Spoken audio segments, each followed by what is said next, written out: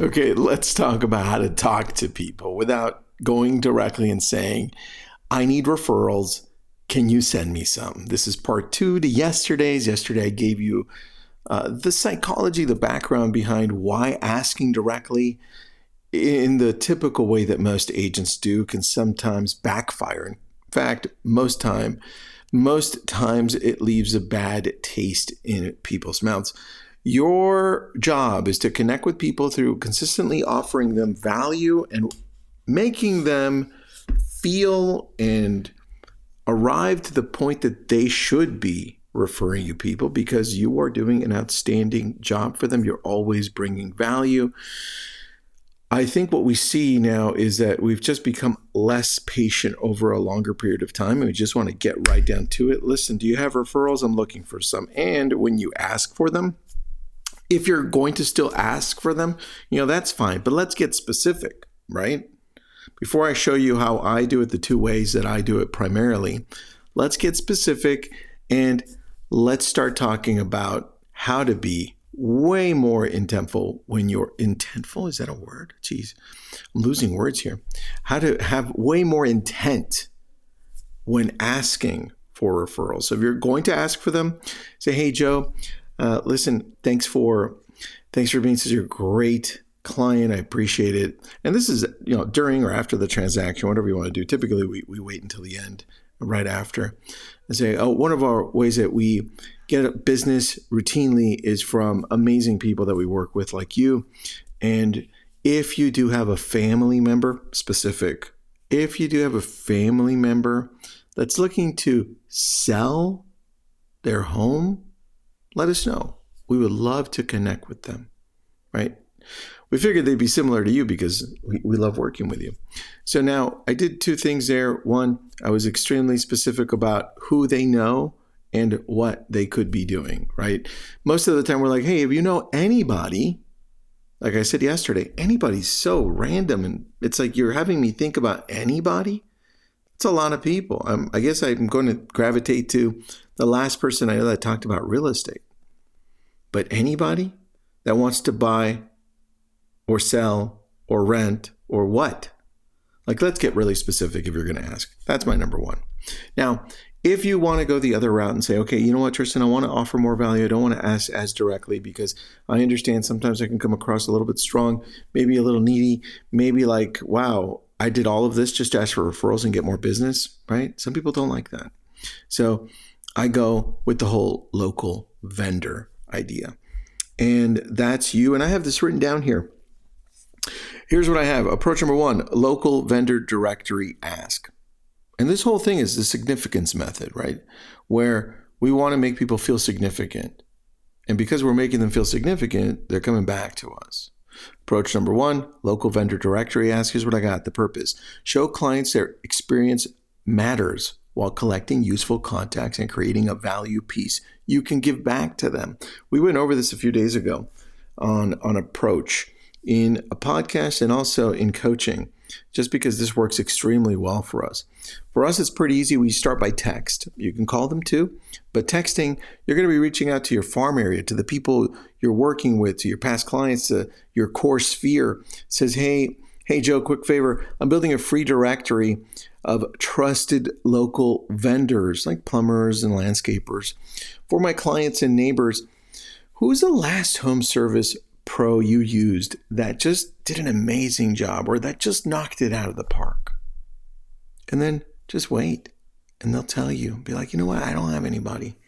If they don't have anybody, they'll be like, hey, not a problem. Listen, as I'm calling everybody, I'm going to build this directory. Is it okay that I reach it back out to you and send it out to you? What's your email? Now you get a brand new email, right? You get the relevant one if you don't have it. More importantly, it gives you a second reason to reach out. Now, if they say, Tristan, yeah, you know what? I do. I use this amazing electrician. They did great for me. Here's their number. And I say, great. I'm going to give them a call.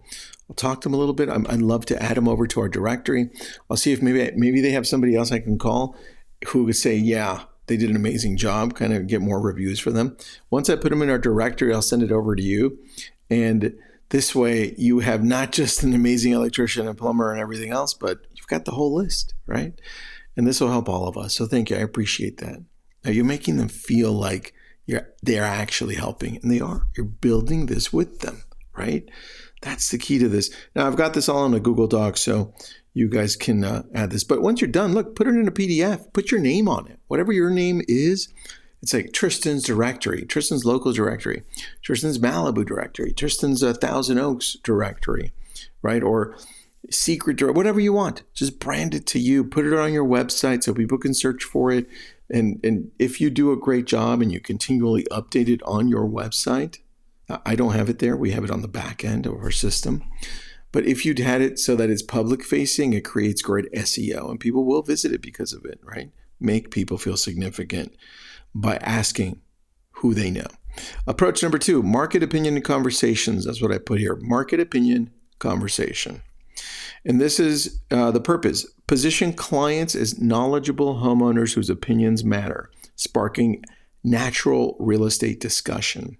Here's a step-by-step. It's an icebreaker. It's a text. It's easy. These are your core people. This is your sphere. These are people who own homes that you've worked with in the past or that you know very well. And so, hey, Joe, got a minute? I have a real estate question for you for a change. And I've got a little emoji that goes with it too, right?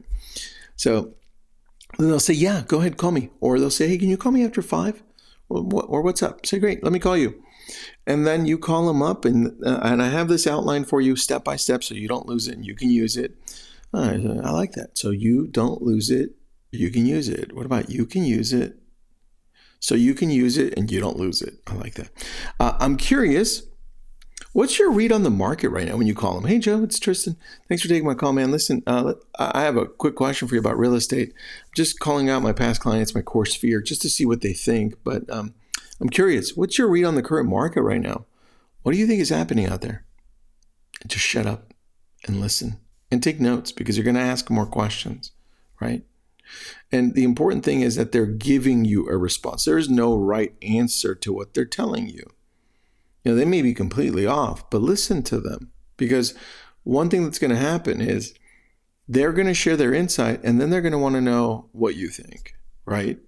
And this isn't your opportunity to completely blast them if they're wrong, right? If they're like, oh my gosh, no, it's going to tank. The market's going to crash. This is terrible, right? Oh, interesting. Then you could say, well, here's how I see it, but you know, it's really tough out there, and give some proof. I mean, I hope you're reading every day. If you've got Keeping Current Matters, I hope you're reading Keeping Current Matters. If you read the news, I hope you gravitate to the real estate section or go to Resi Club, grab that information. The point is, you have all this information, use it, because when they ask you, that's your opportunity to shine. Most of the time we're calling people and we're asking, hey, do you have a minute? This is a business call. And we want to go right into real estate. Right? Well, this is your opportunity. They're asking you about real estate. Now tell them, be that pro, because now when you offer value and you do it in a professional manner, good tone, you connect with them, you will start getting referrals from this, because what happens right after, they're going to talk about real estate, their own real estate for their family, real estate somewhere. And those, my friends, that is where the key is. That's where the gold is. Those are the conversations that you want to have. It beats the hell out of calling and asking for referrals all the time, because at some point, people are going to grab on to the fact that that's all you're calling about. And I don't want that to happen. Anyway, if you need this document, let me know. This is part 2 of 2. Yesterday was part 1. This episode is brought to you by brillianttribe.com. Go check us out. Have an awesome day.